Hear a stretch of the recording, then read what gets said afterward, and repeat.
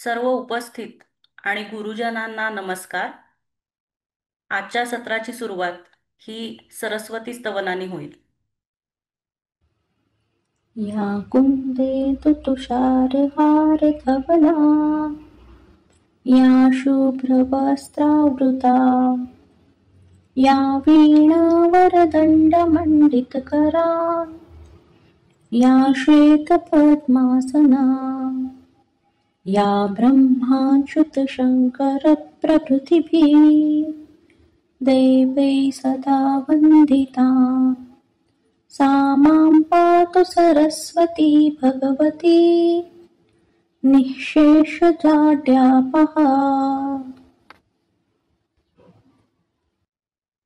नमस्कार, मी केतकी.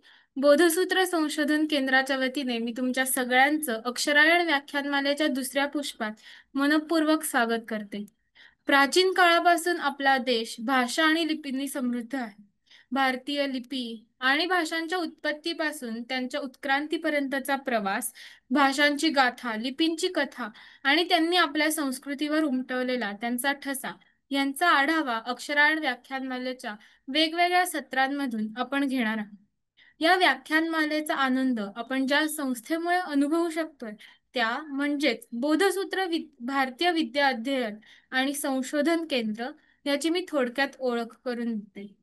बोधसूत्र संशोधन केंद्र हे भारतीय विद्या आणि त्या निगडित विषय जसे की संस्कृत, इतिहास, पुरातत्व विद्या याविषयी संशोधन क्षेत्रात काम करते. या क्षेत्रातील संशोधकांसाठी नवीन संधी उपलब्ध करून देणारा हा एक मंच आहे. सध्या आपल्या संस्थेच्या अंतर्गत इंडिया थ्रू एजेस अ क्रोनॉलॉजिकल स्टडी हा रिसर्च प्रोजेक्ट चालू आहे. याशिवाय संपूर्ण भारतभरातून आलेल्या विद्यार्थ्यांपैकी काहींना त्यांच्या संशोधनासाठी संस्थेने शिष्यवृत्ती दिलेली आहे. भारताच्या समृद्ध बौद्धिक आणि सांस्कृतिक वारशाचा शोध, अभ्यास आणि प्रसारासाठी हे एक समर्पित व्यासपीठ आहे. संस्थेविषयी अधिक माहिती जाणून घेण्यासाठी आणि आमच्याशी जोडले जाण्यासाठी आमच्या अधिकृत संकेतस्थळांना आणि आमच्या व्हॉट्सअप चॅनलला जरूर जॉईन व्हा. आजच्या पुष्पासाठी आपल्याला लाभलेले वक्ते श्री राजेंद्र ढुमे सरांचा मी आता परिचय करून देते. सर मोडी लिपी तज्ज्ञ आणि आणि इतिहास संशोधक असून त्यांनी इतिहास विषय घेऊन BA आणि भारत विद्या म्हणजेच इंडोलॉजी विषय घेऊन MA ची पदवी प्राप्त केली आहे. सध्या पुण्याच्या डेक्कन कॉलेज येथे आर्किओलॉजी म्हणजेच पुरातत्व विषयात PhD साठी ते संशोधन करत आहेत. मोडी लिपीच्या अध्ययनासाठी आणि प्रसारासाठी ते अनेक वर्ष कार्यरत आहेत. टिळक महाराष्ट्र विद्यापीठ आणि भारत इतिहास संशोधक मंडळात ते अनेक वर्ष मोडी शिकवत आहेत. तसेच सर मंडळाचे आजीव सदस्य सुद्धा आहेत. ते स्वतंत्र व्यावसायिक असून इतिहासाची आवड असल्यामुळे व्यवसाय सांभाळून या क्षेत्रामध्ये काम करत आहेत. भारत इतिहास संशोधक मंडळ, टिळक महाराष्ट्र विद्यापीठ, गोवा विद्यापीठ, गोवा पुराभिलेखागार आणि पुरातत्व विभाग, भांडारकर प्राच्यविद्या संशोधन संस्था येथे तज्ञ मार्गदर्शक म्हणून त्यांनी काम केले आहे. पुणे पुराभिलेखागार येथील मोडी कागदपत्रांच्या आधारे त्यांनी संशोधन केले आहे. अष्टविनायकांपैकी मोरगाव आणि परिसर याविषयी संशोधन करून टिळक महाराष्ट्र विद्यापीठाला Morgaon and surrounding through the ages हा प्रबंध सादर केला. प्रतापगडावरील छत्रपती शिवाजी महाराजांनी स्थापन केलेल्या भवानी देवीच्या मंदिरासंदर्भात श्री भवानी संस्थान किल्ले प्रतापगड या विषयावर संशोधन करून अनेक नवीन गोष्टी उजेडात आणल्या आहेत. त्या लवकरच पुस्तक रूपाने प्रकाशित होणार आहे. श्री शिवाजी रायगड स्मारक मंडळातर्फे पुणे पुराभिलेखागारातील मोडी कागदपत्रांचा प्रकल्प सुरू आहे. त्या अंतर्गत मराठ्यांच्या इतिहासाविषयी सुमारे 100 खंड प्रकाशित केले जाणार आहेत. त्या प्रकल्पाचे मुख्य प्रमुख मार्गदर्शक म्हणून सर कार्यरत आहेत. त्यांनी इतिहास परिषदांमधून सहभाग घेतला असून त्यांची इतिहास विषयक व्याख्याने आणि लेख प्रसिद्ध आहेत. राजेंद्र सर आज आपल्याला व्याख्याते म्हणून लाभले हे आपले भाग्यच आहे. सर आज आपल्याला मोडी लिपीचा परिचय आणि इतिहास याविषयी मार्गदर्शन करणार आहे. व्याख्यान सुरू होण्यापूर्वी सर्वांना मी एक नम्र विनंती करते. आपले सर्व प्रश्न चॅटबॉक्समध्ये जरूर नोंदवा, म्हणजे चालू व्याख्यानात व्यत्यय येणार नाही. व्याख्यान झाल्यावर आपण प्रश्नोत्तरे नक्कीच घेऊ. धन्यवाद. आता अधिक वेळ न दवडता मी सरांना विनंती करते की त्यांनी आजच्या व्याख्यानाला सुरुवात करावी. धन्यवाद. नमस्कार. केतकी, माझा आवाज येतोय का? हो सर, येतोय. ओके. आणि स्क्रीन बरोबर दिसतंय सगळं? हो सर. ओके. सगळ्यांना नमस्कार. आणि सर्वात आधी बोधसूत्रच्या सर्व मंडळींना, धनलक्ष्मी आणि महेश यांचा अभिनंदन, आणि धनलक्ष्मींचं विशेष अभिनंदन की त्या हे काम मी गेले, मला तरी वाटतं की 2015 पासून त्या करत असलेलं कार्य मला माहिती आहे, आणि त्या किती अभ्यासू आहेत हे मी जवळून बघितलेलं आहे. आणि मला ही संधी दिल्याबद्दल मी सर्वांना धन्यवाद म्हणतो, आणि आपण लगेचच आपलं काम सुरू करूया. धन्यवाद. आता स्क्रीन दिसतोय माझा सगळ्यांना? हो सर. हो सर, दिसतोय. बघा, एक मिनिट फक्त.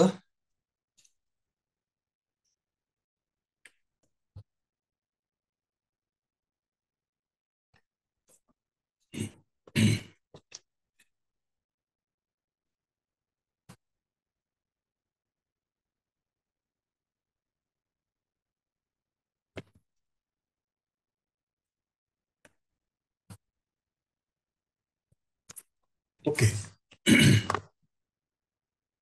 कोणती भाषा ही केवळ एक अक्षर समुच्चय नसून ती एका समृद्ध संस्कृतीचा बहुमोल ठेवा असते, आणि हा ठेवा लिपीच्या साहाय्याने अक्षरांच्या चौकटीत बसवलेला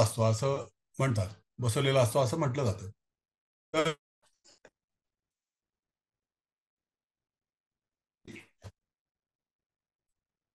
अलीकडील पुराव्यावरून ब्राह्मणकाली किंवा त्यापूर्वीपासून भारतीयांना लिपीज्ञान होतं असं सिद्ध झालेलं आहे. आणि आपली लिपी जर चित्रलिपीपासून निर्माण झाली असेल तर चित्रलिपीचा काळ जवळजवळ 7,000 वर्षापूर्वीचा होता असं मानलं जातं. आणि त्या अलीकडील सर्वात अलीकडचा पुरावा म्हणजे अशोकाच्या काळातले शिलालेख.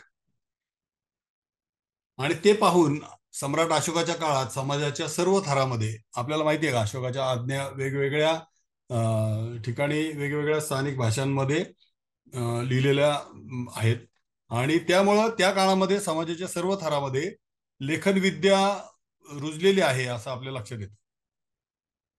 आता आपला विषय आजचा आहे की मोडी लिपीचा परिचय आणि इतिहास. तर मोडी लिपी ही मराठी भाषेचीच एक लिपी आहे. तर बऱ्याच लोकांचा असा कधी कधी समज असतो, काही मंडळींचा, की ज्यांना कल्पना आहे याच्या विषयांचा, की मोडी ही भाषा आहे. तर मोडी ही काय भाषा नाहीये.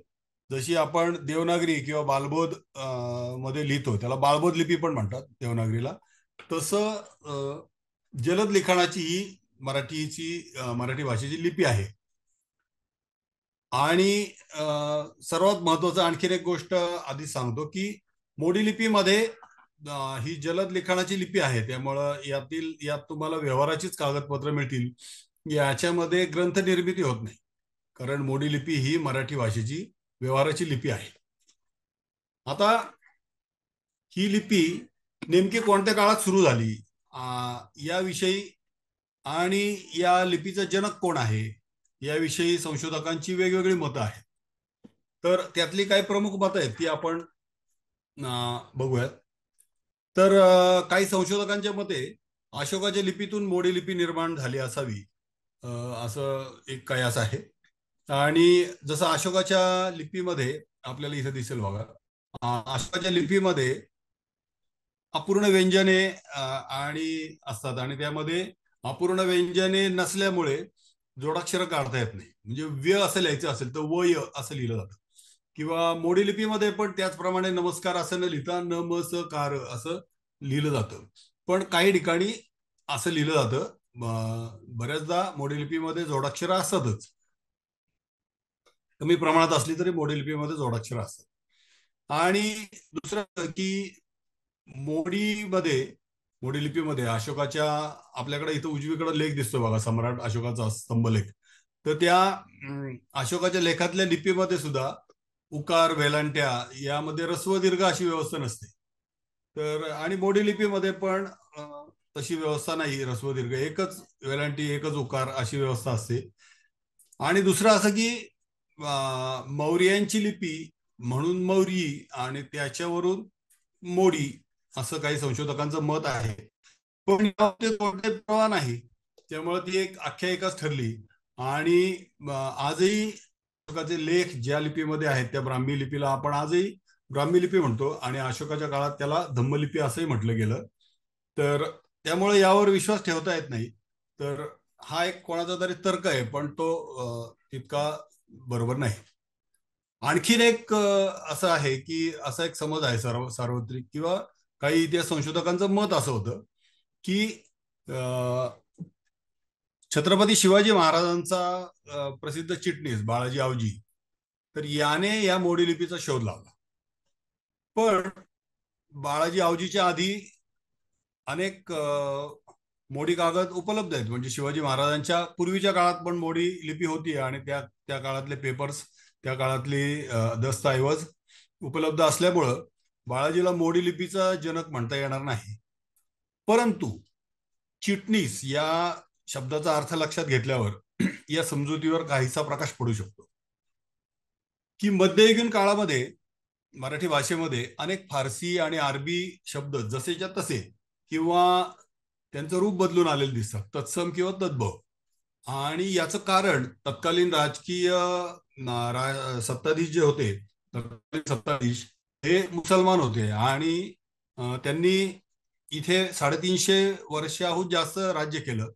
त्यामुळं शासकीय व्यवहाराची भाषा ही फारसी होती. ऐतिहासिक मोडी कागदपत्र वाचताना आपल्याला वेळोवेळी असे शब्द येतात. ते शब्द आता इतके रुळलेले आहेत आपल्या मराठी भाषेमध्ये की ते शब्द परकीय भाषेतले आहेत असं आपल्याला अजिबात वाटत नाही. तर आपण आता चिटणीस या शब्दाचा अर्थ बघूया. तर निविष्ट नावाचं एक अरबी क्रियापद आहे, आणि त्याचा अर्थ लिहिणे.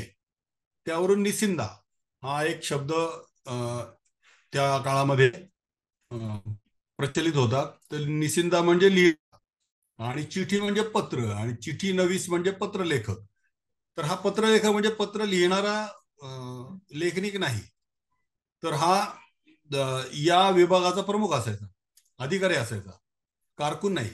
बाळाजी आवजी हे महाराजांचे चिटणीस होते, आणि आजही त्या शब्दाचा अर्थ, चिटणीस या शब्दाचा आपण सेक्रेटरी या अर्थाने आपण तो वापरतो. त्यामुळं बाळाजी आवजींनी या पत्रलेखनाच्या प्रचलित असलेल्या लिपीमध्ये काही बदल करून तिला अधिक वळणदार बनवण्याचा प्रयत्न केला असेल, कारण ते या या विषयातले अधिकारी होते. तर त्यामुळं त्यांना मोडी लिपीचा जनक असं म्हटलं जात असावं. आणि दुसरी एक गोष्ट अशी आहे की मोडी लिपीची यामुळे एक लिखाणाची शैली आहे, आणि तिला म्हणतात चिटणीशी वळण. आता शिवपूर्वकालीन आणि शिवकालीन मोडी कागदपत्रात असे फारसी, अरबी भाषेमध्ये जास्त प्रमाणात येतात. त्यामुळे त्या काळातले दस्तऐवज, मोडी दस्तऐवज वाचायला कठीण वाटतात. आणि मराठी भाषेत आलेले फारसी आणि अरबी शब्द याविषयी आपण पुढे बोलूयात. आपण आणखीन काय काय मतं आहेत ती बघूयात. मी पुढे तुम्हाला सांगेनच अरबी आणि फारसी शब्दांच्या विषयी. तर इतिहासाचार्य वि क राजवाडे यांच्या मते ज्ञानेश्वरीमध्ये मोडी लिपीचा किंवा जलद लिखाणाच्या लिपीचा उल्लेख करणाऱ्या काही प्रत्यक्ष अप्रत्यक्ष उल्लेख करणाऱ्या ओव्या आहेत, आणि त्या अशा पुढील प्रमाणे मी दिलेल्या आहेत. आणि याच काळामध्ये कागद हे लिखाणाचं साधन आपल्याला माहिती झालं. त्याआधी आपण कागदाचा वापर होण्याआधी आपण ताडपत्र किंवा तालपत्र, भुर्जपट, वस्त्रपट यावर आपण लिखाण करायचो. आणि या माध्यमावर, या सगळ्या माध्यमावर, इथं समोर आपल्याला भुर्जपत्र आणि ताम्रपत्र दिसत आहेत, तर या माध्यमावर जलद लिखाण करणं हे शक्य नव्हतं. त्यामुळे साहजिकच मराठीच्या जलद लिखाणाच्या मोडी या लिपीचा शोध आपल्याला कागदासारख्या जलद लिखाणाचं साधन ज्या वेळेला उपलब्ध झालं त्यानंतरच आपल्याकडं हे जलद लेखन पण सुरू झालेलं असणार. तर आपल्याकडे याला आणखीन एक दुजोरा देणारा पुरावा म्हणजे राजवाड्यांच्या मते कागद हा भारतामध्ये मुसलमानी राजवटी बरोबर आला. आणि ज्ञानेश्वरांनी ज्ञानेश्वरी लिहिली ती शके 1212 साली, म्हणजे इसवी सन 1290 मध्ये. यावेळेला महाराष्ट्रामध्ये यादवांचं राज्य होतं. आणि यादव सम्राट हे मुसलमान पूर्व शेवटचे सत्ताधीश महाराष्ट्राचे. तर ही ओळख होत असताना, म्हणजे त्या काळामध्ये ज्या यादवांचं राज्य होतं त्याच्या जवळजवळ 40 वर्ष आधीपासून उत्तरेमध्ये मुसलमान सत्ताधीशांचं राज्य होतं. तर सिंघण यादवाने विंध्याद्री म्हणजे माळवा, किंवा विंध्याद्रीच्या पलीकडचा माळवा म्हणजे MP आपण आता ज्याला म्हणू मध्य प्रदेश, तो भाग जिंकला. आणि त्यावेळेला उत्तरेमध्ये मुसलमान उर्फ म्लेंच सत्ताधीश आहेत असं त्यांना समजलं, किंवा त्यांची ओळख मराठ्यांना झाली. आणि त्याचबरोबर त्यांची कागद बनवण्याची कला सुद्धा महाराष्ट्रामध्ये सुरू झाली. याच काळामध्ये हेमाद्री हा 1260 पासून यादवांचा मंत्री आहे. हेमाद्री म्हणजे हेमाडपंत ज्याला म्हटलं जातं. आणि त्याला कर्णाधीप अशी पदवी आहे. आणि कर्णाधीप या पदवीचा अर्थ राजवाडे दप्तरदार असं त्याला संबोधतात. आता ही कागद बनवण्याची कला महाराष्ट्रात सुरू होत असतानाच मुसलमान सत्ताधीशांची कागदावर जलद लिहिण्याची शिकिस्ता नावाची लिपी पाहून हेमाडपंताला मोडी लिपीची कल्पना सुचली असावी असं V.K. राजवाडे, इतिहासाचार्य राजवाडेंचं म्हणणं आहे. आणि फारसी भाषेमध्ये लिहिण्याच्या अनेक पद्धती आहेत. त्यापैकी नस्क किंवा नस्तालिक आणि शिकिस्ता नावाच्या या 2 लिपी आहेत, त्या आपल्याकडच्या बाळबोध म्हणजे देवनागरी आणि मोडी यांच्याशी जुळतात. त्यापैकी डावीकडे इथे दिसतंय तुम्हाला ते नस्तालिक किंवा नस्काक्षर हे बाळबोधीप्रमाणे आपल्या देवनागरीप्रमाणे स्पष्ट आणि सुबक लिहिलं जातं. तर शिकिस्ता हे अक्षर मोडून लिहिलेलं असतं, व्याकरणाच्या नियमांची अक्षरशः मोडतोड केलेली असते. आणि फारसी भाषेमध्ये शिकस्त नावाचं क्रियापद आहे आणि याचा शब्दशः अर्थ मोडणे असाच होतो. आणि या लिपीमध्ये जलद लेखनासाठी फारसीमधल्या लेखनाच्या विषयी असलेले नियम बाजूला ठेवून म्हणजे मोडून ही लिपी लिहिली जाते. आपल्या उजव्या बाजूला शिकिस्ता लिपीचा एक पान दिलंय मी. तर त्यामुळं फारसी चांगली येत असलेल्या माणसाला सुद्धा ही शिकिस्ता लिपी वाचणं हे अवघड पडतं. आणि एक लक्षात येते का की मराठीमध्ये एखाद्या गोष्टीसाठी पराक्रमाची पराकाष्ठा करणे याला शिकस्त करणे असा शब्द आहे. आणि तो पराकाष्ठा करणे किंवा मोडून पडणे असा या अर्थाने वापरला जातो आपल्याकडं. आणि हा शिकस्त हा वाक्यप्रचार शिकस्तन या नावावरूनच मराठीमध्ये आलेला आहे. आणि मोडी हा शब्द सुद्धा फारसी शिकस्ता या शब्दाचं हुबेहूब भाषांतर आहे. त्यामुळे मोडी लिपीची कल्पना हेमाडपंताला शिकस्ता लिपीवरून सुचली असं म्हणता येईल. तसेच त्यापूर्वीच्या संस्कृत किंवा प्राकृत महाराष्ट्री प्राकृत होते इथं, तर त्या भाषेमध्ये ज्याप्रमाणे कागज या शब्दाला पर्यायी शब्द उपलब्ध नाहीये, त्याचप्रमाणे मोडी या शब्दाचा देखील अर्थवाचक शब्द संस्कृतमध्ये किंवा प्राकृतमध्ये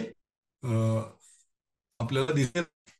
आता हा जो हेमाद्री किंवा हेमाडपंत मगाशी सांगितला, तर त्यांनी त्याची काही पुस्तकं पब्लिश झालेली आहे. आता आपल्याकडं त्याचं भाषांतर पब्लिश आहे. तर त्याला म्हणतात हेमाडपंताची मेस्तक. तर ते या आहे तर राजव्यवहारातील आणि इतर सर्व व्यवहारातील कागदपत्र लिहिण्या प्रोटोकॉल आहे. म्हणजे त्याला कर्णाधीप किंवा दप्तरदार राजवाडे म्हणतात. तर ते याच कारणामुळे असेल की हा याविषयीचा अधिकारी आहे. या सर्व कारणांमुळं मोडी लिपी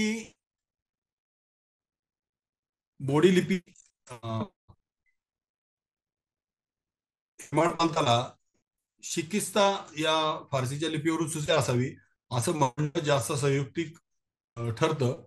परंतु हेमाडपंत किंवा रामदेवराव यादव यांच्या काळातल्या एकही मोडी कागद आजपर्यंत सापडलेला नाही. कारण कागदाला आयुष्य असतं आणि कागद जीर्ण होतो लवकर. पण आजपर्यंत मोडी लिपीतला एकही कागद सापडलेला नाहीये त्या काळातला, यादवांच्या काळामधला. आणि हेमाडपंत हा मोडी लिपीच्या जनक आहे या विधानाला पुष्टी देणाराही कुठलाही लिखित पुरावा उपलब्ध आहे. आणि भविष्य काळात याविषयी संशोधन होणं आवश्यक आहे. पण आणखीन काय कारण आहेत की ह्या मोडी लिपीचा त्याच काळात उदय झालेला असणार आणि हा हेमाद्री पंडितच त्याचा जनक किंवा त्यांनी त्यावेळेला प्रचलित असलेल्या किंवा नव्याने सुरू झालेल्या मोडी लिपीला काहीतरी वळण दिलेलं असणार. त्यामुळेच त्याला जनक म्हणतात. तर आणखीन एक कारण असं आहे की देवगिरीचे यादव सम्राट हे महाराष्ट्रातले शेवटचे मुसलमान पूर्व सत्ताधीश आणि त्यानंतर महाराष्ट्रात शिवाजी महाराजांचं राज्य येईपर्यंत जवळजवळ 300-350 वर्ष बहमनी, निजामशाही, त्यानंतर आदिलशाही, कुतुबशाही किंवा बेरीजशाही आणि त्यानंतर शेवटी मुघल परकीयांचंच राज्य होतं. आणि मराठी ही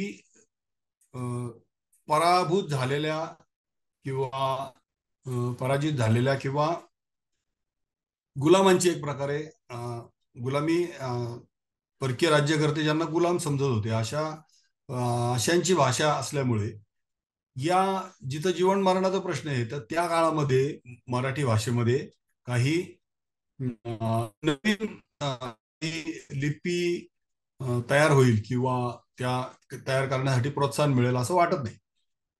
आणि या काळामध्ये आपली भाषा टिकवण्याचं काम हे आपल्या संतांनी केलंय. आणि तुमच्या लक्षात येईल की त्या काळामध्ये मराठी भाषेमध्ये फारसं गद्य लिखाण आपल्याला कमी मिळतं आणि जे काही संत साहित्यामधून आपल्याला मिळतं ते आपल्याला पद्य स्वरूपातलं लिखाण मिळतं. तर त्यामुळं हे या 300-350 वर्षाच्या काळामध्ये आपली भाषा टिकवण्याचं काम प्रामुख्याने संत परिवाराने केले, संत संप्रदायाने केले. आणि या काळामधली मोडी कागदपत्र आपल्याला मिळतात. त्याचप्रमाणे सुरुवातीच्या काळातली द्वैभाषिक पत्र पण मिळतात. म्हणजे मुसलमान सत्ताधीश इथं असतील तर त्यांनी एखादं फरमान किंवा एखादं काही पत्र दिलं तर अशामध्ये त्यांची भाषा एस्टॅब्लिश व्हायला पाहिजे आणि स्थानिक लोकांना कळलं पण पाहिजे. त्यासाठी ते बायलिंग्युअल किंवा द्वैभाषिक असं पत्र सुरुवातीच्या काळात आपल्याला दिसतात. ती फारसी आणि मोडी लिपीतच दिसतात. तर ज्या अर्थी हे मुसलमान सत्ताधीश आल्यानंतर ही बायलिंग्युअल फरमानं आपल्याला मिळत असतील तर त्यावेळेला काही काळ आधीच ही भाषा लिपी ही एस्टॅब्लिश झालेली असणार. आणि कदाचित यादव काळामध्ये ही मोडी लिपी होती आणि ती रोजच्या व्यवहारात देखील प्रचलित असावी. त्यामुळे त्या काळात प्रधानपदी किंवा कर्णाधीप या पदी असलेल्या हेमाद्री पंडितांनी या लिपीत काही सुधारणा केल्या असाव्यात आणि त्याला मोडी लिपीचं जनक म्हटलं असावं असं एक जे इतिहासाचार्य V. का. राजवाडे यांचं मत आहे. तर त्याला ते अतिशय संयुक्तिक ठरतं. आता मोडी लिपीचे आपण काळानुसार पडणारे ढोबळमानाने काळानुसार पडणारे प्रकार बघूया. तर पहिला आहे शिवपूर्वकालीन. आणि शिवपूर्वकालीन आणि म्हणजे शिवाजी महाराजांच्या आधीच्या काळातला मोडी कागद. त्यानंतर शिवकालीन आणि शिवपूर्वकालीन मोडी लिपीतलं लिखाण हे वाचायला थोडं अवघड असतं. आणि त्या काळातली पत्र ही कागदाचा तुटवडा असल्यामुळे मी पुढे तुम्हाला त्याचा फोटो दाखवतो. कागदाचा तुटवडा असल्यामुळे छोट्या अरुंद कागदावर अगदी लपेटीदार लिखाण करून, गिचमिडीचं लिखाण करून, जवळजवळ अक्षरं लिहून ती लिहिलेली असतात. आणि त्यामुळं त्या काळातलं मोडी लिखाण हे अतिशय लपेटीदार आणि गुंतागुंतीचं असल्याचं दिसून येतं. मात्र या काळातली बादशहांची फरमानं मात्र मोठ्या आणि रुंद कागदावर लिहिलेली दिसतात. प्रसंगी ते बाहेरून आलेले पण कागद असतात, इम्पोर्टेड कागद पण असतात असं दिसून येतं. आणि त्यानंतर पेशवाईतलं हस्ताक्षर हे मोठं, सुवाच्य आणि सोपं असतं. तर त्यावेळी लेखनासाठी बोरूचा वापर करायचा. आणि बोरू म्हणजे एक 7-8 इंच लांबीचा तुकडा. तर आणखीन एक पुढचा काळ म्हणजे मोडी लिपीच्या प्रकारामधला तो इंग्रजांचा काळ. तर हे शिवकालीन पत्र आहे, शिवपूर्वकालीन. आणि शिवपूर्व काळातलं लिखाण मी तुम्हाला म्हटलं तसे गुंतागुंतीचं आणि याचं आहे. आणि शिवकाळातलं पण लिखाण तसंच असतं. मात्र पेशवे काळात हे हस्ताक्षर हे मोठं, सुवाच्य आणि सोपं असतं. त्यावेळेला लेखनासाठी बोरूचा वापर करायचा. बोरू म्हणजे साधारण 7-8 इंचाचा असा बांबूचा तुकडा, आणि त्याला तिरपा छेद दिलेला असतो, आणि त्याची लेखणी तयार करायची. लिहिताना या लेखणीचं टोक वारंवार शाईमध्ये बुडवून लिहावं लागायचं.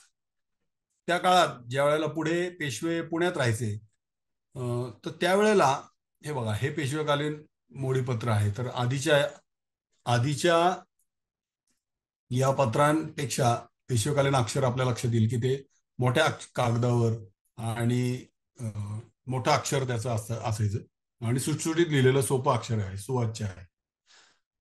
आणि त्यावेळेला पेशवे पुण्यात राहायचे, आणि शनिवारवाडा हे पंतप्रधानांचं ऑफिस होतं, मराठी राज्याच्या कचेरी होती. आणि तिथून या पंतप्रधानांच्या कार्यालयामधून भारतभर मराठ्यांचं साम्राज्य पसरलेलं असल्यामुळं इथं भारतभर पत्र पाठवली जायची. आणि भारतभरातून जिथे जिथे मराठ्यांचं राज्य पसरलंय, तर तिथून पत्र मराठ्यांची पत्र परत शनिवारवाड्यात येत आहोत. तर त्यामुळे या काळात एक जुंदरी किंवा जुन्नरवरून जुंदरी असं त्याचं नाव पडलं. तर जुनरी कागद, हँडमेड पेपर होता, तर तो अतिशय प्रसिद्ध होता. आणि नंतर हा कागद पुण्यात बनवायला सुरुवात झाली. जुन्नरचे कागद बनवणारे कागजी लोक होती, तर कागजी आडनावाची, तर त्यांना पुण्यामध्ये कसबा पेठेमध्ये पेशव्यांनी आणून वसवलं असं सांगितलं जातं. आणि याला आता आपण त्यावेळेपासून कागजीपुरा असं म्हणतो. आता यानंतरच्या काळात म्हणजे टाकाचा शोध लागला इंग्रजांच्या काळात. आणि टाक म्हणजे नीब असलेली लेखणी, आपण आता जी फाउंटन पेनची नीब असते, तर ती पूर्ण फाउंटन पेन नाही, फक्त त्याचा पुढचा भाग, टोक असलेलं पोलादी टोक. आणि त्यामुळं या बोरूनी जे इथे लिहिलेलं दिसतंय पेशवेकालीन अक्षर, त्याच्या बोरूच्या ऐवजी लेखणी वापरल्यामुळं लिखाणाचा वेग वाढला. आणि टाकाच्या आणि नंतर फाउंटन पेनच्या शोधामुळे सरकारी कचेरीतल्या कारकुनांना अक्षरशः दिवसाला 200-200 पानं खरडावी लागायची. तर त्यामुळे या काळातलं अक्षर हे दुर्बोध, लहान आणि क्लिष्ट होऊ लागलं. आपण बघा, समोर आपलं दिसतंय कागद, हे आंग्लकालीन किंवा इंग्रजांच्या काळातलं मोडी पत्र आहे. आणि त्यामुळं इंग्रजांच्या काळातलाही मजकूर मोडी लिपीत लिहिलेला हा वाचायला अवघड जातो. तर सुरुवातीला ज्या वेळेला आपण मोडी शिकतो, तर त्यावेळेला पेशवेकालीन अक्षर शिकतो, आणि त्यानंतर अवघड असलेले हे शिवपूर्वकालीन, शिवकालीन आणि आंग्लकालीन अक्षर आपण हळूहळू सरावाने वाचायला लागतो. इंग्रज काळामध्ये सुरुवातीला जसं मी मगाशी सांगितलं की बायलिंग्युअल फरमानं मुसलमानांच्या सुरुवातीच्या काळामध्ये, मुसलमान देशांच्या सुरुवातीच्या काळामध्ये होती, तशीच इंग्रजांच्या काळात पण मोडी आणि इंग्रजी असं दोन्ही लिपीमध्ये लिहिलं जायचं. म्हणजे त्या काळात सुरुवातीची जाहीरनामे वगैरे अशा ज्या गोष्टी इंग्रजांच्या निघाल्या, तर त्यामध्ये गुजराती, हिंदी, मराठी आणि इंग्लिश सुरुवातीला, नंतर बाकीच्या भाषा. तर गुजराती का, तर गुजराती व्यापारी असायचे, आणि त्यावेळेला तो महाराष्ट्राचा भाग होता, बॉम्बे प्रोव्हिन्स त्याला म्हणायचे. तर त्यामुळं गुजराती आणि हिंदी, म्हणजे इथल्या स्थानिक लोकांना समजेल आणि त्यांची भाषा, असं दोन्ही एकत्र असलेलं जाहीरनामे तिथं होते. सुरुवातीच्या काळामध्ये, इंग्रजांच्या काळात, सुरुवातीला मोडी म्हणजे मराठी आणि इंग्लिश अशा दोन्ही लिपीमध्ये लिहिलं जायचं. परंतु जसजसा प्रशासनामध्ये इंग्रजीचा प्रभाव वाढायला लागला, तसतसा सुशिक्षित आणि उच्चभ्रू लोकांमध्ये मोडीऐवजी म्हणजे मराठीऐवजी इंग्रजीतच लिखाण करणं प्रतिष्ठेचं मानलं जावं. आणखीन एक गोष्ट झाली इंग्रजांच्या काळामध्ये, जसं मी मागे सांगितलं की याचा पेनाचा शोध लागला. आधी लेखणीचा आणि नंतर पेनाचा शोध लागला. तर महत्वाचा शोध युरोपमध्ये लागला, तो म्हणजे छापखान्याचा. आणि भारतात सुद्धा छापखाने सुरू झाले. आणि मोडी लिपी ही कागदावर, आपण इथे डावीकडे बघा समोर, एकावर डावीकडून उजवीकडे पर्यंत एक रेघ मारलेली असते. आणि त्याच्यात हे बघा, इथून डावीकडून एक रेघ मारायची उजवीकडे, आणि मग हात न उचलता, जसं शक्यतो हात न उचलता लिहित जाईल लिखाणासाठी. आणि सुरुवातीच्या काळामध्ये जे युरोपमध्ये छापखाने निघाले आणि ते नंतर भारतात आले, तर ते छापखाने आपण आता जसं छपाई करतो, डीटीपीच्या सहाय्याने करतो, प्लेट्स बनवून करतो, तसं न करता त्या काळामध्ये सुरुवातीला खिळे जुळवायचे. खिळे जुळवून अक्षरांचे खिळे जुळवायचे आणि त्या त्या जुळवलेल्या खिळ्यांवर एक रोलर फिरवला जायचा आणि मग त्याच्यावर कागद, जसा आपण शिक्का मारतो कागदावर, त्याच्या उलटी गोष्ट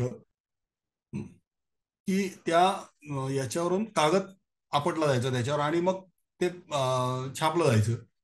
तर आता समोर आपल्याला जे मोडे अक्षर दिसत आहे, तर त्याचे खिळे कसे जुळवणार?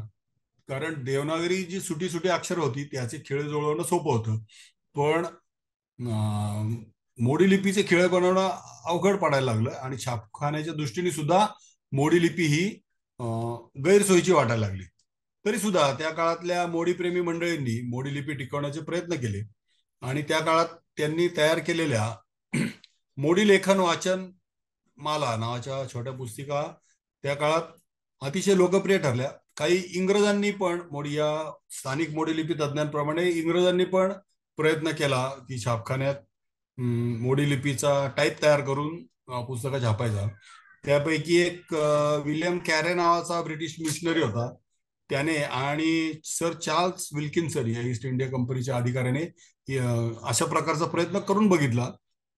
पण त्याला तो तितकं सोपं नव्हतं आणि तितका मोडी लिपीमध्ये छापण्याची आवश्यकताही त्यावेळच्या लोकांना भासली नाही. कारण एकतर देवनागरी आणि दुसरं म्हणजे इंग्रजी ही लिखाणाचं त्यांना भाषा आणि लिपी नवीन उपलब्ध झालेली होती. तर त्यामुळे मोडी लिपीमध्ये लिहिण्याची म्हणजे मोडी लिपी हळूहळू कमी व्हायला लागली लिखाणामध्ये. आणि 1920 साली पुण्याचा कलेक्टर होता चार्ल्स किंकेड. त्या किंकेडने पुण्यामध्ये शास्त्री पंडितांची एक बैठक बोलवली आणि तिथं जमलेल्या बहुतेक लोकांनी मोडी लिपीऐवजी बाळबोधी म्हणजे देवनागरी लिपीलाच पसंती दर्शवली. आणि त्या काळातल्या नवशिक्षितांना सुद्धा मोडीऐवजी इंग्रजीच अधिक पसंत होती. त्यामुळे लोकव्यवहारातून मोडी लिपी हळूहळू असंगत व्हायला लागली, म्हणजे हळूहळू ती कमी व्हायला लागली व्यवहारातून. फक्त त्यावेळच्या शाळा खात्याने मोडी लिपी ही शालेय अभ्यासक्रमात ठेवली. त्यामुळे इयत्ता 3री ते 7वी पर्यंत मोडी लिपी ही शिकवली जायची. पारतंत्र्याच्या काळात शालेय अभ्यासक्रमामुळे तरी टिकून राहिलेल्या मोडी लिपीला स्वातंत्र्य मिळाल्यानंतर काही काळातच म्हणजे 1952 साली महाराष्ट्रातल्या बाळासाहेब खेर मंत्रिमंडळाने अनावश्यक ठरवलं आणि GR काढून मोडी लिपी शिकवणं त्या 1952 पासून कायमचं महाराष्ट्रामध्ये बंद झालं. तर कोणत्याही लिपीच्या लिखाणाच्या 2 शैली असतात, एक सुवाच्य लिखाणाची आणि जलद लिखाणासाठी. तशाच आपल्या समोर ज्या दिसत आहेत आता त्या मोडी लिपी आणि बाळबोध लिपी या मराठीच्या 2 लिपी आहेत. आणि देवनागरीमध्ये लिखाण करत असताना आपल्याला अक्षरं सुटी सुटी लिहावी लागतात. आणि त्याचबरोबर काना, मात्रा, वेलांटी वगैरे गोष्टी आपल्याला शिरोरेषा, विरामचिन्ह द्यावी लागतात. त्यामुळे लिखाणाचा वेग मंदावतो. मात्र एखाद्या म्हणजे जास्त करून व्यवहाराचीच कागदपत्र की ज्यांची एकापेक्षा जास्त प्रती काढायला लागतात, मल्टिपल कॉपीज काढायला लागतात, तर अशा वेळेला एकापेक्षा अनेक प्रती तयार करत असताना बाळबोधीतली ही डावीकडे दिसतात तुम्हाला, ती सुटी सुटी अक्षर काढणं शक्य नव्हतं. त्यामुळे सरकारी पत्र व्यवहार, न्यायालयाची कागदपत्र किंवा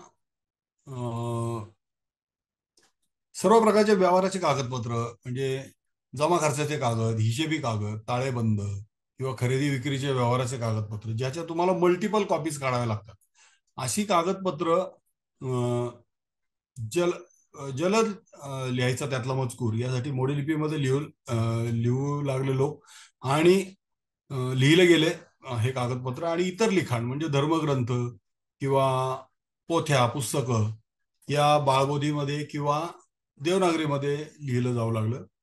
आता उदाहरणार्थ समजा त्या काळी एखाद्या राजाने एखाद्या माणसाला एक जमीन दिली आणि जमीन इनाम दिली, म्हणजे समजा की, तर त्या इनामाचं पत्र त्या राजाने त्याला दिलं, तर ते एकतर अस्सल कागद, तो जे ओरिजिनल डॉक्युमेंट असेल ते त्या माणसाला मिळणार ज्याला इनाम दिलं त्याला, आणि मग त्या राजाच्या चिटणीसाकडून ते तयार केलं जायचं. आता त्या पत्राच्या कॉपी किती जणांना द्याव्या लागतील, तर तो राजाचा ऑफिस, राजाचं कार्यालय असेल, कचेरी असेल, त्याच्या खालोखाल त्याच्यासारखे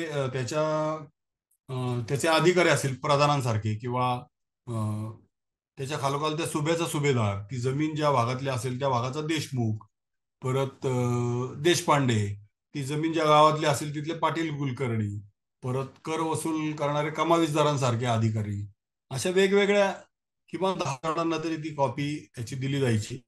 आणि त्यामुळं इतक्या लोकांना कॉपी द्यायच्या, तर आजकालच्या सारखी स्कॅनिंग किंवा प्रिंटिंगची व्यवस्था त्यावेळेला नसल्यामुळं मल्टिपल कॉपी जिथं काढायची असतील तर तिथे जलद लिखाण करण्याची आवश्यकता असायची. आणि त्यामुळं आपल्याला उजवीकडे दिसतंय तसं डावीकडून उजवीकडे एक रेघ मारायची आणि हात न उचलता लिहित जायचं. शक्यतो कमीत कमी वेळा हात उचलायचा. अशा मी तुम्हाला एक उदाहरण दाखवतो, एक अक्षर लिहून दाखवतो बघा पुढे. तर आता इथं मी आधी लिहिलंय, फक्त आता ते पुढे पुढे तुम्हाला अॅनिमेशन म्हणून दिसत राहील. तर मला कौ असं लिहायचंय, तर आपल्याला देवनागरीत लिहिताना काय करावं लागेल, तर वर एक त्याला शिरोरेषा द्यावी लागेल. मग 2 किती वेळा हात उचलायला लागतो बघू आपण. एक उभी एक रेष दिली, मग डावीकडे क लिहिण्यासाठी 3, 4, 5, 6 आणि 7 वेळा मला कौ एवढं एकच अक्षर लिहिण्यासाठी करावं लागतं. पण हेच कौ मला जर मोडी लिपीत लिहायचं असेल तर कसं लिहिणार मी, तर मोडी लिपीत तर एकतर डावीकडून उजवीकडे रेघ आधीच मारून ठेवलेली असते अशी एक, आणि मला कौ असं लिहायचं असेल तर मी हात न उचलता कसं लिहू शकतो बघा.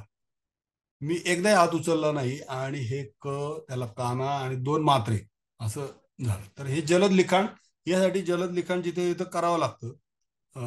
म्हणजे कौ हे अक्षर लिहिताना देवनागरीमध्ये 7 वेळा लेखणी मला उचलावी लागली, आणि हेच अक्षर मोडीत लिहिताना एकदाही मला लेखणी उचलावी लागली नाही, कारण रेष आधीच वरची मारलेली असेल.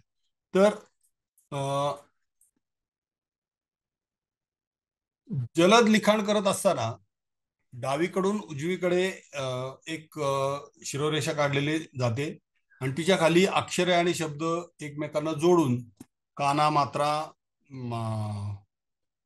हे सगळे एकमेकांना जोडत हात न उचलता वेलांट्या सुद्धा एकमेकांना जोडून सलग लिहिलं जातात. त्यामुळे नवीन वाचकाला हा सलग लिहिलेला मजकूर, म्हणजे जर आपल्याला मोडी लिपी परिचय आणि इतिहास असं लिहायचं असेल तर त्याच्यामध्ये मोडी या शब्दानंतर स्पेस आहे किंवा लिपी या शब्दानंतर स्पेस आहे, तर अशा प्रकारचा कुठलाही स्पेस न देता सलग लिहित जायचं. तर त्यामुळं नवीन वाचणाऱ्याला, मोडी वाचणाऱ्याला त्या मजकुरातला नेमका शब्द कुठे तोडायचा याच्याविषयी संभ्रम निर्माण होऊ शकतो, कारण आपल्याला अक्षरांचे तुकडे किंवा ब्लॉक्स लक्षात ठेवायची आपल्याला सवय असते. उदाहरणार्थ आपण रस्त्याने जात असताना पाट्या वाचतो. तर बँक ऑफ महाराष्ट्र अशी पाटी आपण गाडीवरून जाताना सहज आपलं लक्ष गेलं की आपण वाचतो. ती ज्या वेळेला आपण पहिल्यांदा बघितली असेल बँक ऑफ महाराष्ट्र ही पाटी, तर त्यावेळेला आपल्याला वाचायला काही वेळ लागला असेल. सॉरी. तर आपण दुसऱ्यांदा ज्या वेळेला बँक ऑफ इंडिया ही पाटी वाचू, तर बँक ऑफ या अक्षरांचे ब्लॉक्स आपल्या मेंदूमध्ये आपल्याला फीड झालेले असतात. आपल्याला फक्त महाराष्ट्राच्या जागी इंडिया हे वाचायला आपल्याला थोडा वेळ घ्यावा लागेल. तर त्यापैकी बँक ऑफ वाचताना आपल्याला ते आता आपण सवयीचं झालेलं असतं की आपल्या लक्षात आपण ब्लॉक्स त्याचे ठेवलेले असतात. तर एक उदाहरण देतो मी तुम्हाला. आणि काय होतं की असे अक्षरांचे ब्लॉक्स वाचण्याची आपल्याला आपल्या मेंदूला सवय झालेली असल्यामुळे या मोडी लिपीतल्या सलग लिखाणाच्यामुळे गोंधळ तर उडतोच, पण वाक्यांचा अर्थही बदलू शकतो. तर एक गंमत म्हणून तुम्हाला सांगतो की पेशवे काळामध्ये दुसऱ्या गावी राहणारा एक माणूस पुण्यात आला आणि त्याने त्याच्या गावी मोडी लिपीत पत्र लिहिलं. तर त्यापैकी एक वाक्य असं त्याने लिहिलं होतं. तर आता हे वाक्य लिहिलेलं आहे, तर तो वाचणारा माणूस असेल त्याने ते कुठं तोडायचं. तर तो त्याच्या पद्धतीने त्याला आता तुम्ही वाचा, आता तुमचा आवाज मला येत नाही, पण तुम्ही वाचा, तुम्हाला समोर वाचा, तुम्हाला काय वाटतं ते बघा. तर मी त्याचं उत्तर देतो तुम्हाला. तर त्या माणसाने असं वाचलं की रस्त्यात, आता मी तिथं स्लॅश केलाय एक, तर तिथं तुम्ही स्पेस समजा, रस्त्यात नाचत मासे चालले होते, असं त्या माणसाने, नवीन माणसाने वाचलं. पण ते वाक्य रस्त्यात नाच तमाशे चालले होते असं वाचायला पाहिजे. तर त्यामुळे असा विनोद पण निर्माण होऊ शकतो किंवा गोंधळ पण होऊ शकतो. आणि मोडी लिपीत शक्यतो हात न उचलता किंवा अगदी कमीत कमी वेळा सलग स्पेस न देता एकमेकांना जोडून लिहिलेली अक्षरं असतात.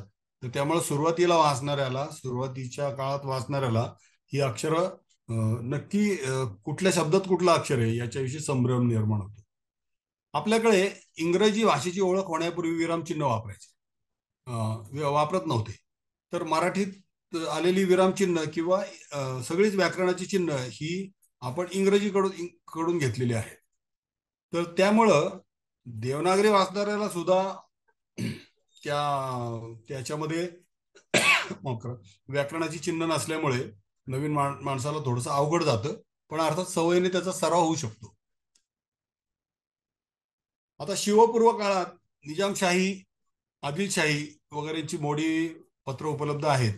आणि त्यानंतर मराठ्यांचं राज्य आलं, म्हणजे मराठ्यांचं स्वराज्य स्थापना झाली, शिवाजी महाराजांचं राज्य आलं, त्यावेळेला खऱ्या अर्थाने मोडीला चांगले दिवस आले.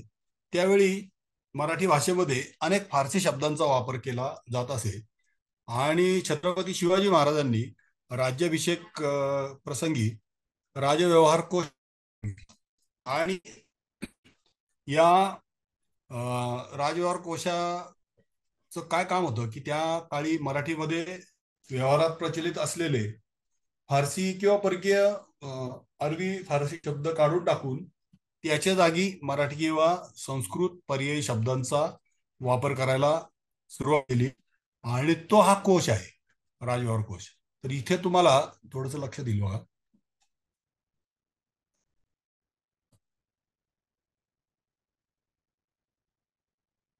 की ऐवजी राजा, साहेबच्या ऐवजी स्वामी, सुरनीसच्या ऐवजी सचिव, असं त्यांनी तो कोश तयार केला.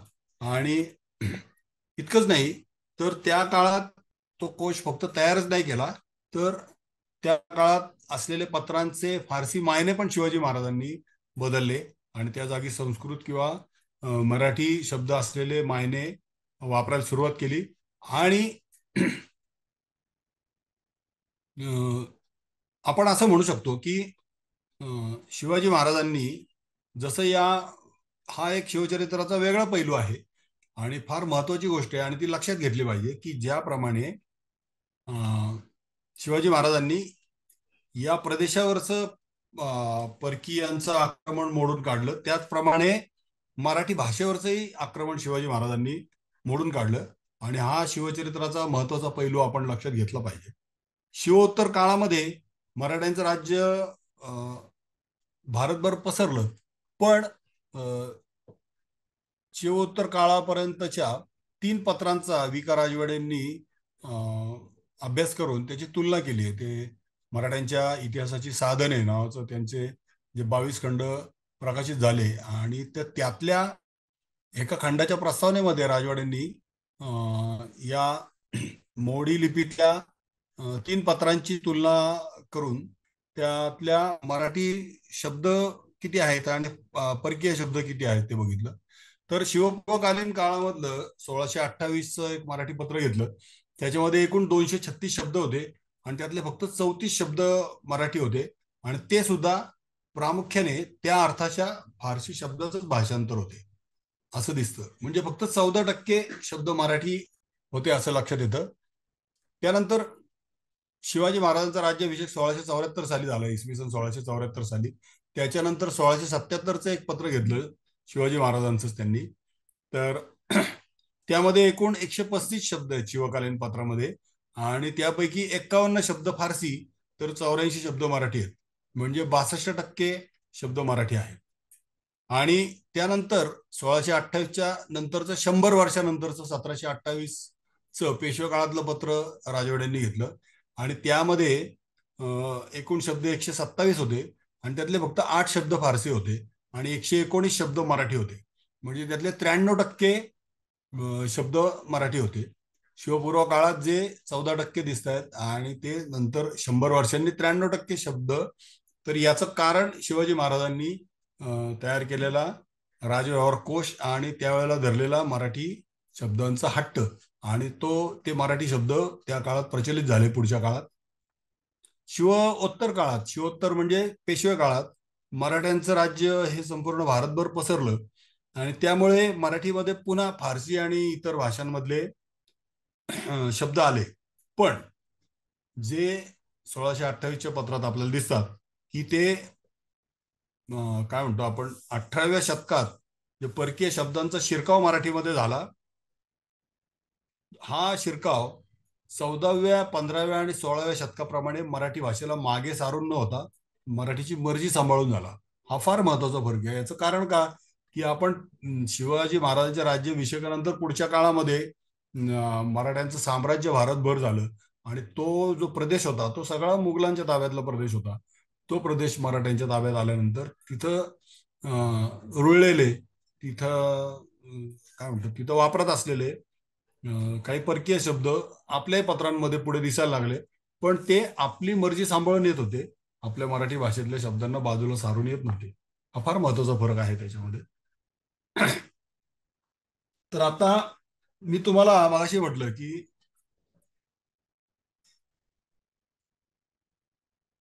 मराठी भाषेमध्ये जसे काही फारसी आणि अरबी शब्द जसे तसे येतात किंवा रूप बदलून आलेले आहेत ते सांगतो तुम्हाला. आपण एक छोटं उदाहरण काहीतरी घेऊ थोडंसं. उदाहरण तर समजा एखादं घर आहे, तर त्या घरामध्ये आपल्याला किती शब्द दैनंदिन व्यवहारामधल्या मराठीमधले पण ते परकीय आहेत ते आपल्याला माहिती नाही, ते दिसतील असं मी एक यादी तुम्हाला दाखवतो. आता घरामधल्या संबंधित वस्तू आहेत आणि त्याचे फारसी किंवा अरबी मूळ त्याचं आहे, पण आपण ते मराठी म्हणून वापरतो. बघा, दिवाणखाना, दार, इमारत, दरवाजा, दालन किंवा हौद, महाल, देवळी, कप्पा. हे शब्द इतके आपल्याकडे रुळलेले आहेत की आपल्याला माहितीच नाही. घुमट, गुंबज या शब्दावरून तो घुमट शब्द आला. किंवा जमीन, जमीन पण आता लक्षात येईल की आपल्याला तो हिंदी भाषेमध्ये किंवा उर्दूमध्ये पण आपण त्याला वापरलेला बघतो. जमीन, फर्श वरून फरशी, तावदान, खजिना. आता खजिना म्हणजे पैशाचा खजिना तर होईलच, पण हा पाण्याचा खजिना. पुण्यामधली खजिन्याची विहीर आहे ते तो पाण्याचा साठा तिथं केलेला होता म्हणून त्याला खजिन्याची विहीर म्हणतात. कारंज, फवारावरून फवारा, गच्ची किंवा पिंजरा. हे मुद्दाम सांगितले पाहिजे शब्द, त्यामुळं मी सांगतोय. तसं बघायला गेलं तर हे फारसी शब्द आहेत पण हे मराठी भाषेची संबंधित आहेत म्हणून मी थोडा वेळ आपला घेतो, पण आपल्याला ते माहिती पाहिजे शब्द किंवा असे शब्द आपण शोधा. आता पिंजरा, पलंग, कुर्सीवरून खुर्ची, कितीतरी शब्द आहेत आपल्या. आपण असं म्हणतो की वडगाव खुर्द आणि वडगाव बुद्रुक, तर हेही परकीय शब्द आहेत. खुर्द म्हणजे किरकोळ किंवा चिल्लर, आणि बुद्रुक म्हणजे बुजुर्ग. म्हणजे एखादं गाव असतं, म्हणजे वडगाव हे एक गाव आहे, मौजे म्हणतात त्याला, मौजे वडगाव.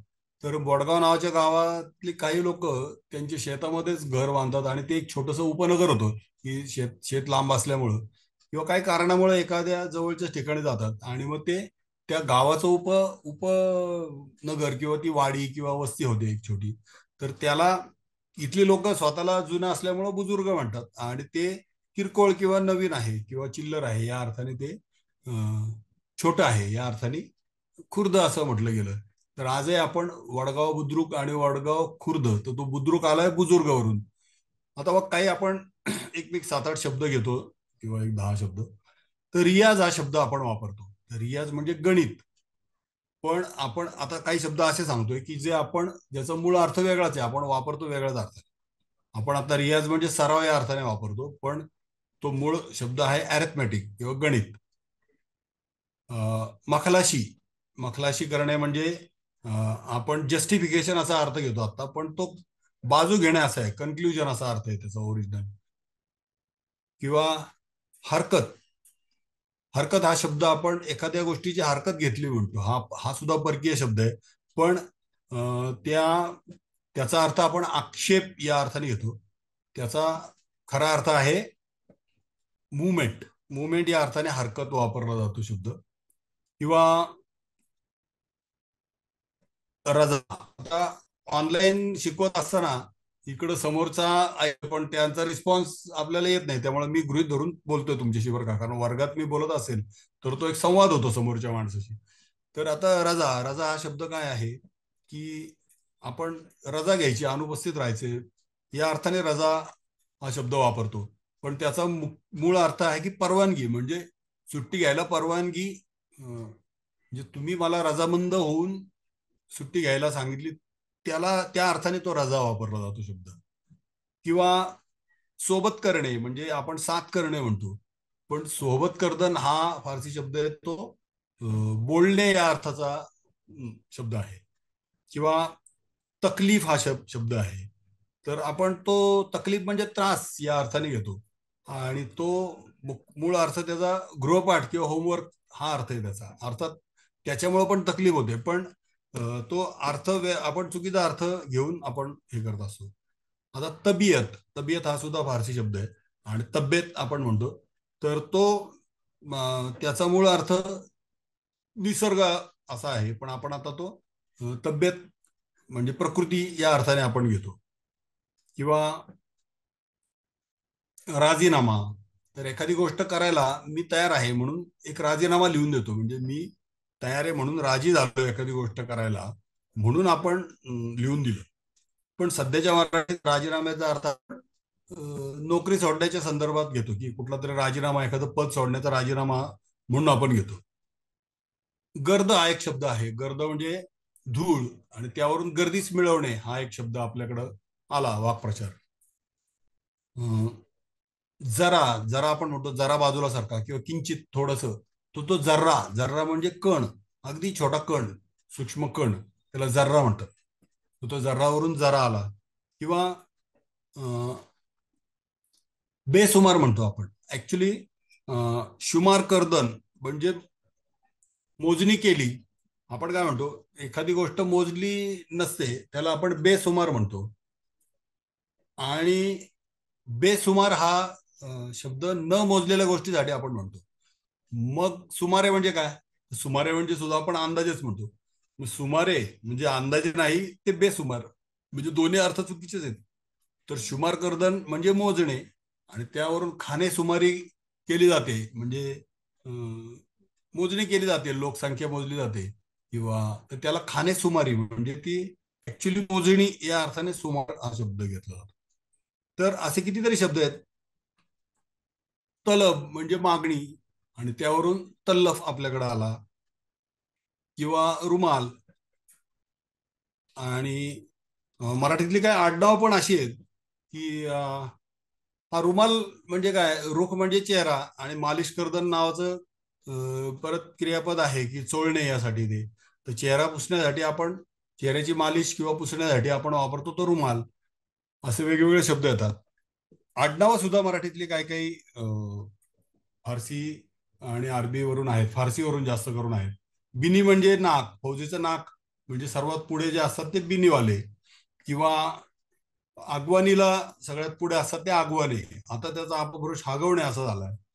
किंवा रास्त म्हणजे उजवा आणि त्यावरून रास्ते. किंवा पेशवा म्हणजे दरबारात आपण पेश होतो, एखादी सर्वात पुढे एखादी गोष्ट असेल तर त्याला, तो सर्वात मुख्य प्रधान असतो, सगळ्यात पुढे असतो तो, त्याला पेशवा म्हणतात. कितीतरी आपण हुद्द्यांवरून आपण कितीतरी आडनावं आपल्याला मिळू शकतील. आणि एखादं उदाहरण सांगून मी आता पुढे जातो, की फर्द म्हणजे कागद, आणि त्यावरून कचेरीला फड म्हणतात. आणि त्याविषयी मग सांगितलं निसिंदा किंवा निविष्टन करणे म्हणजे लिहिणे. मग फड आणि निविष्टन, फर्द आणि निविष्टन या दोन्हीचा मिळून झाला फडणीस, फडणवीस. मग शबनवीस, शबनीस, कारखानवीस, कारखानीस, चिटणीस, वाकनीस, वाकिया नवीस याच्यावरून वाकनीस. फारसी जो वाचतो किंवा लिहितो तो फारसी नवीस, त्यावरून पारसनीस हे आडनाव आलं. तर अशा कितीतरी गोष्टी आपल्याला मिळू शकतील. आणि आपण ज्या वेळेला इतिहासाचा अभ्यास करू किंवा मोडी लिपीचा अभ्यास करू त्यावेळेला अशा आणखीन खूप गोष्टी आपल्याला समजतील आणि सांगता येतील. तर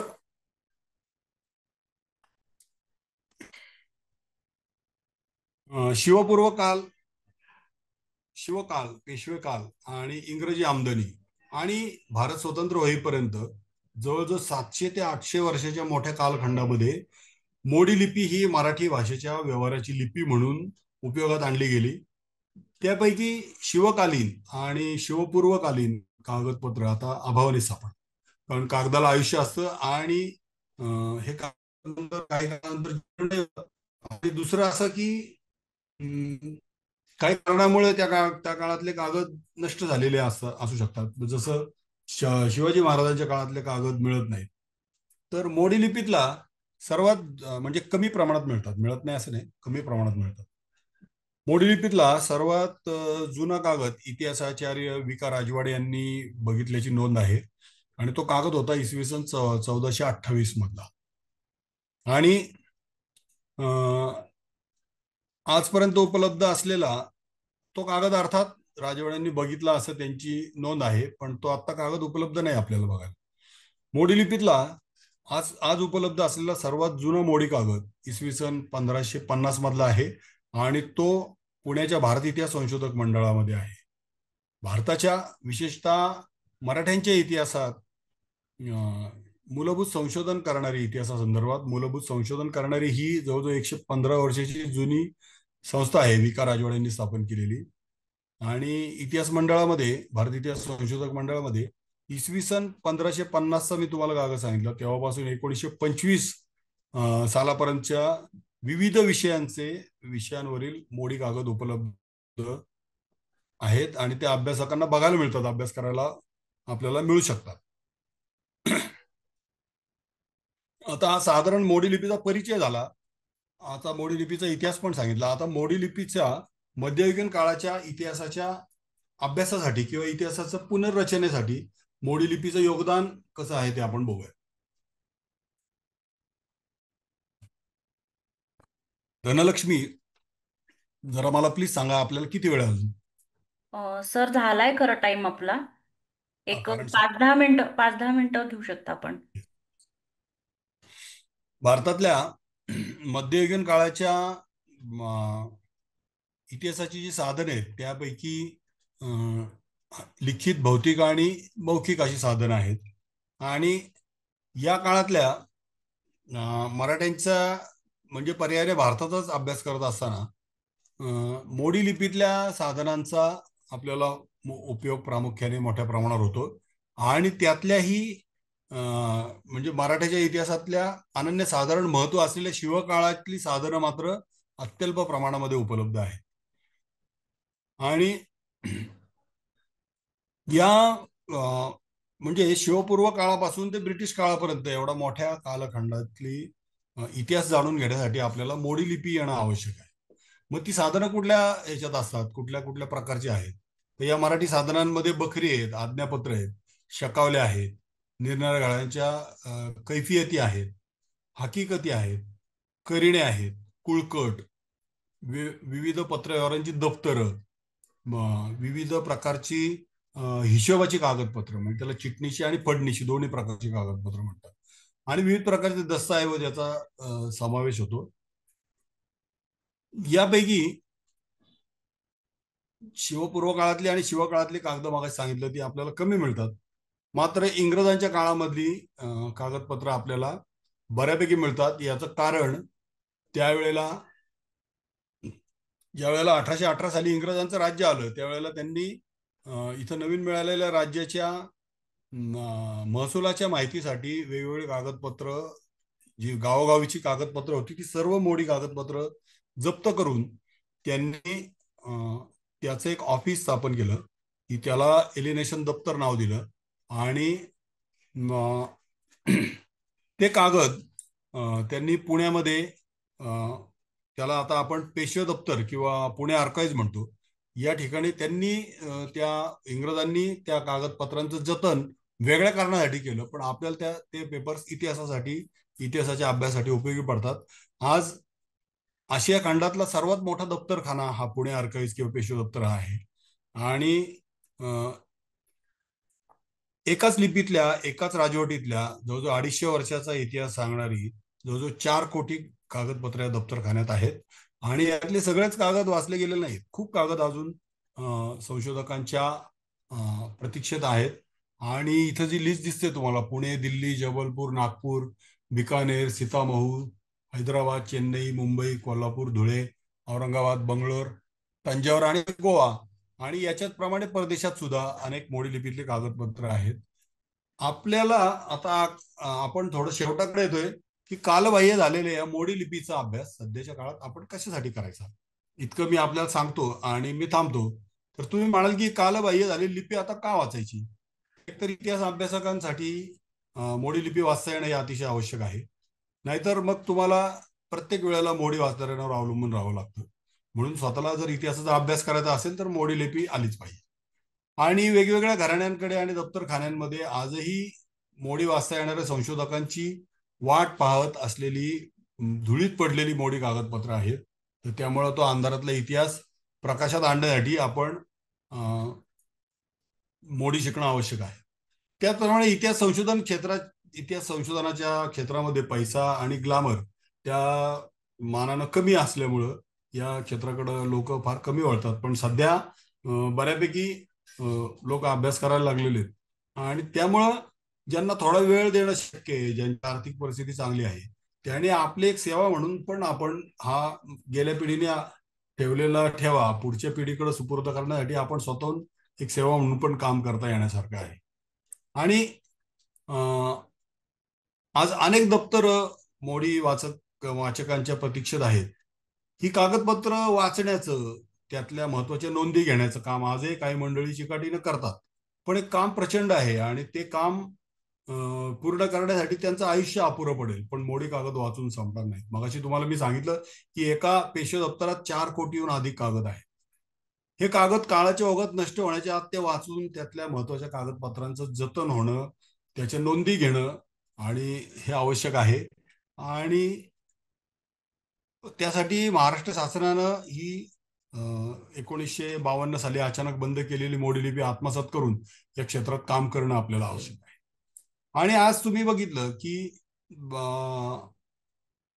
आतापर्यंतच्या आधीच्या पिढ्यांनी इतिहास संशोधकांच्या आपला वेळ आणि आपला आयुष्य खर्च करून जो काही मोडी लिपीचा अभ्यास केला त्याची फळं आपण आज चाकतो आहोत, की आपल्याला तो एक साधनांच्या साह्याने आपल्याला आपला इतिहास सांगता येतो.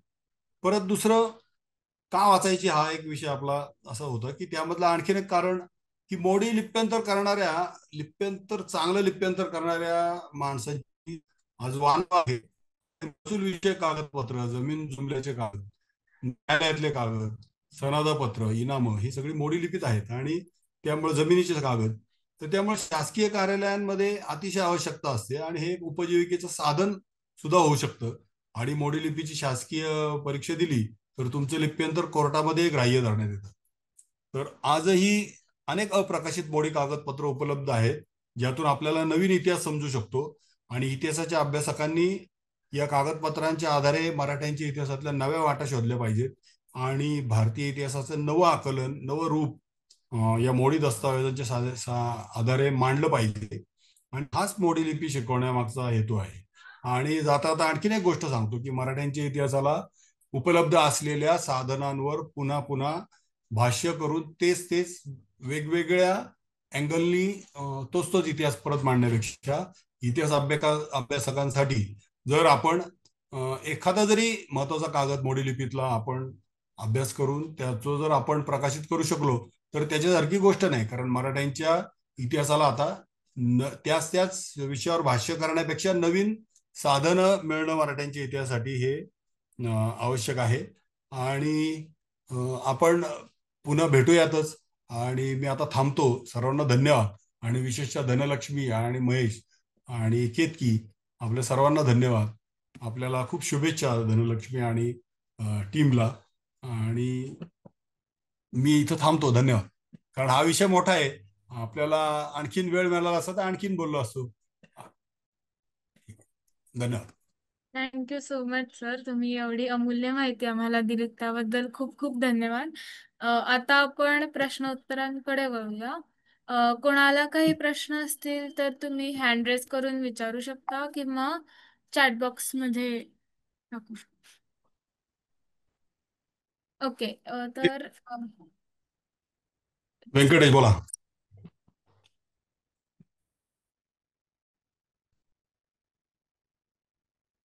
व्यंकटेश विचारा. नमस्कार सर. नमस्कार. नमस्कार. तर छान वाटलं खूप दिवसांनी पुन्हा एकदा सगळं ऐकून. वा वा, धन्यवाद. माझा प्रश्न असा आहे की फारसी कागदपत्रांमध्ये एक प्रकार असतो तो म्हणजे फरमाने लिबासी, म्हणजे ज्याला आपण खोटी कागदपत्र म्हणतो.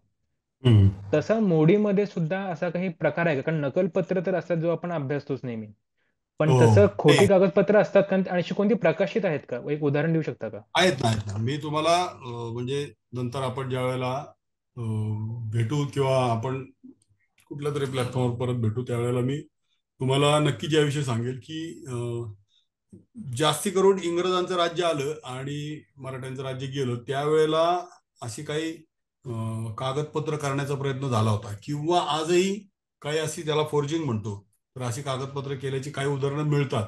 पण ती एखादं पत्र असल आहे किंवा बनावट आहे हे ओळखण्याचे काही नॉर्म्स असतात.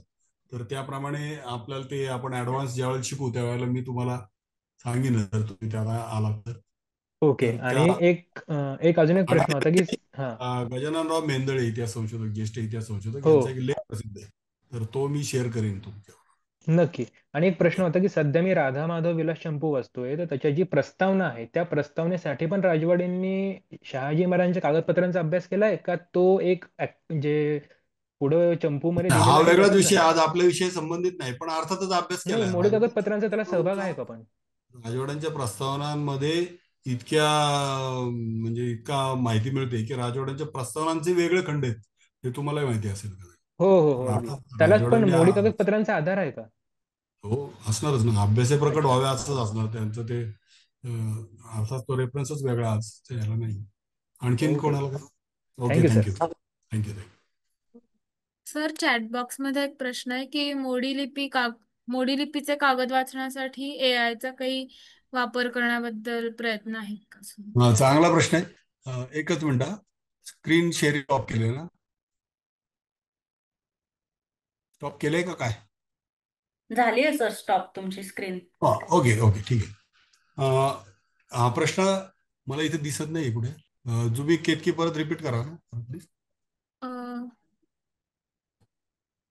मोडी लिपीचे कागद वाचण्यासंदर्भात AI किंवा अशा गोष्टींचा वापर करण्यासंदर्भात काही काम सुरू आहे का किंवा प्रयत्न हो, सुरू आहे? आताच सर्वांनी बातमी वाचली असेल ना की ती एक AI एक IIT रुरकीने एक हे केलं होतं आणि त्याच्यातून त्यांनी हे वाचलं की आम्ही पण प्रत्यक्षात त्या साईटवर गेल्यानंतर बघितलं की म्हणजे आम्ही स्वतःच प्रयत्न केले आणि मी सुद्धा या विषयात काम करतोय आता एका संस्थेबरोबर.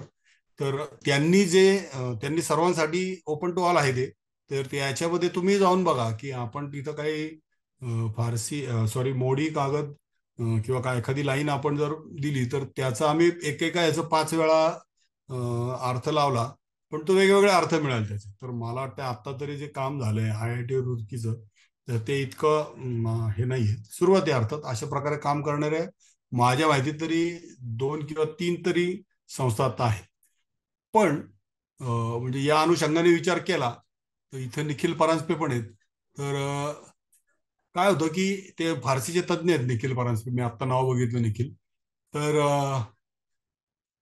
ते पण सहमत होऊ शकतील याविषयी की आपण आता OCR ज्याला म्हणतो ना, की PDF मधून आपण इंग्लिशचं ट्रान्सलेशन करायचं असेल किंवा ते कॉपी करून पेस्ट करायचं असेल, तर जेव्हा सुटी अक्षरं असतात ना, तर ती आपण हे करू शकतो काय OCR मध्ये, किंवा त्या कन्वर्ट टू टेक्स्ट करू शकतो किंवा त्याचा ट्रान्सलेट करू शकतो. पण इंग्रजीमधलीच कर्सिव्ह लिहिलेलं आता आपल्याला करता येत नाही. इंग्रजीमधलं कर्सिव्ह पण करणं अवघड पडतंय.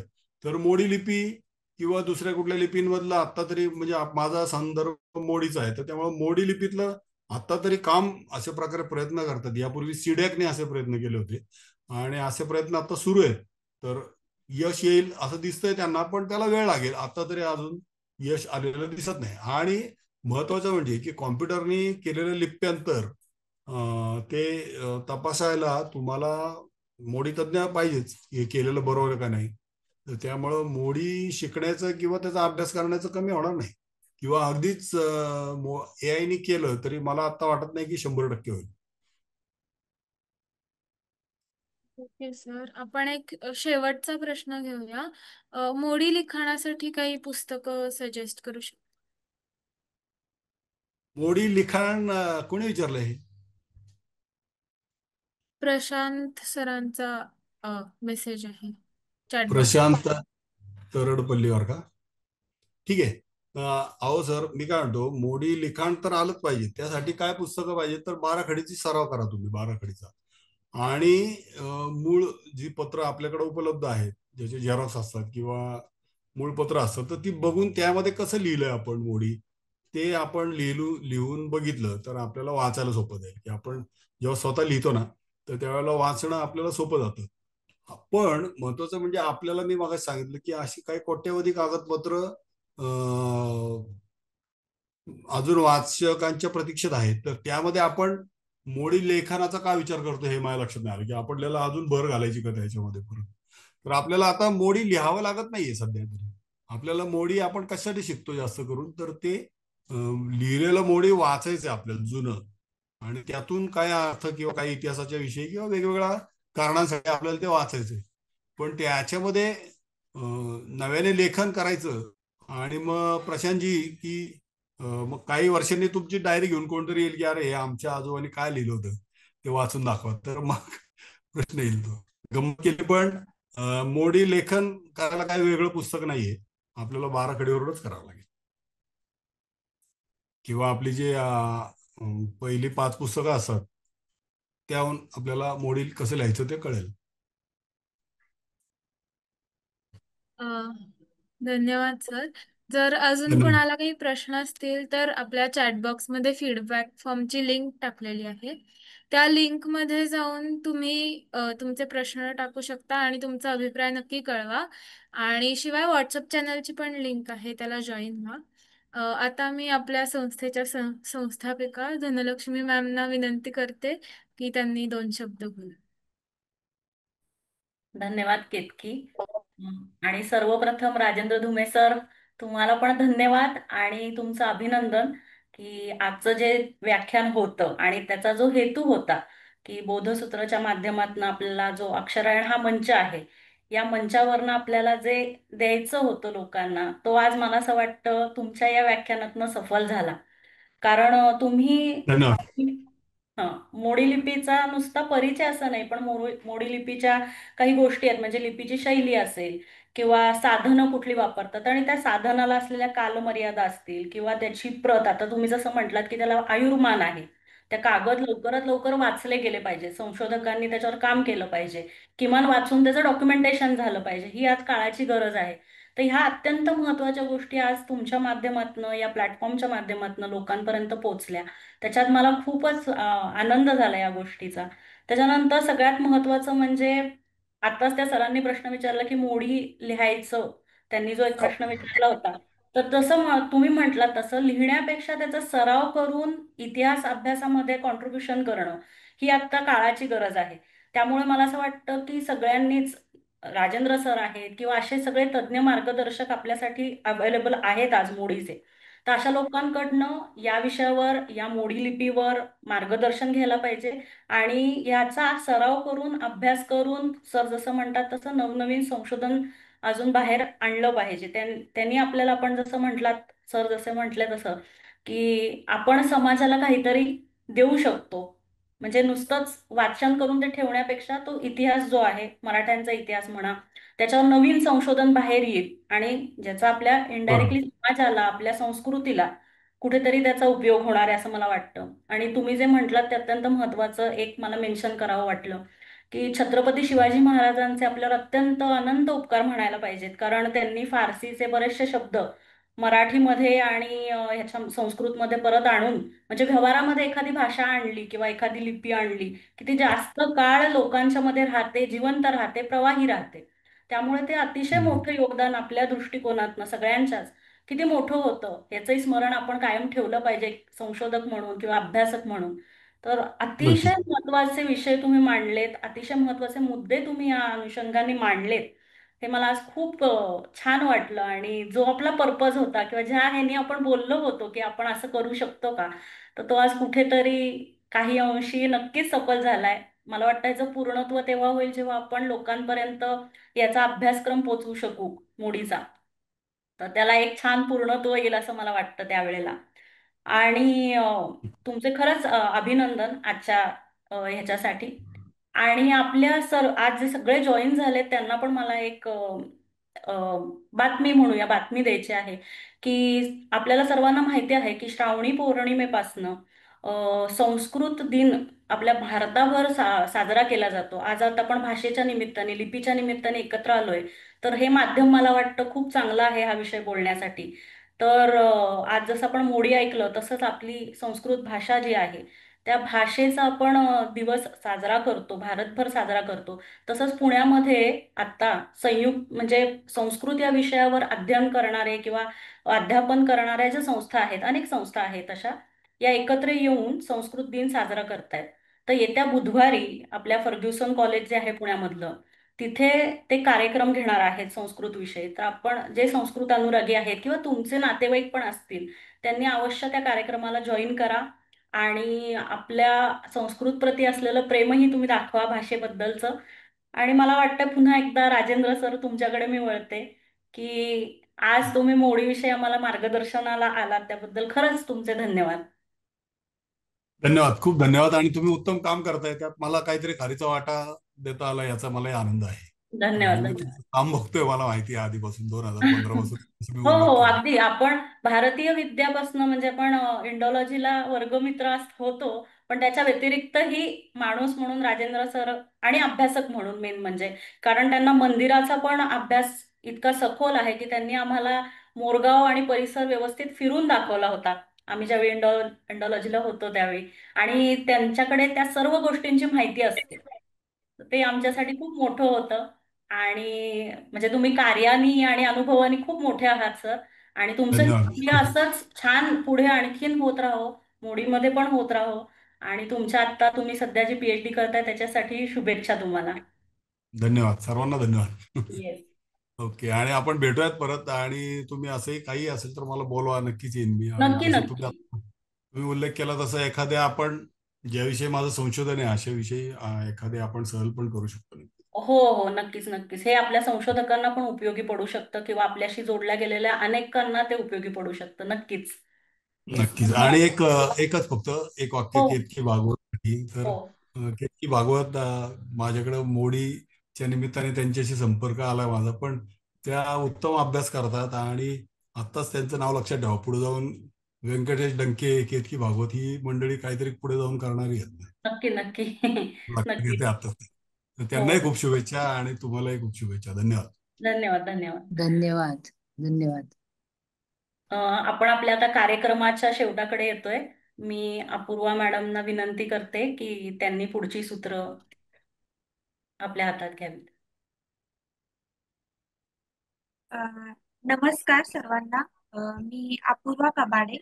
तर बोधसूत्र भारतीय विद्या अध्ययन आणि संशोधन केंद्राच्या वतीने आज आपल्याला वक्ते म्हणून लाभलेले श्री राजेंद्र धुमे सर यांचं मी आभार मानते, ज्यांनी आपल्याला आज मोडी लिपीबद्दल, मोडी लिपीचा परिचय आणि जो इतिहास आहे त्याबद्दल आपल्याला माहिती दिली, म्हणून मी त्यांचा आभार मानते. आणि त्याचप्रमाणे आपण सर्वजण व्याख्यानासाठी वेळ काढून उपस्थित राहिला त्याबद्दल आपलेही मनपूर्वक आभार मानते.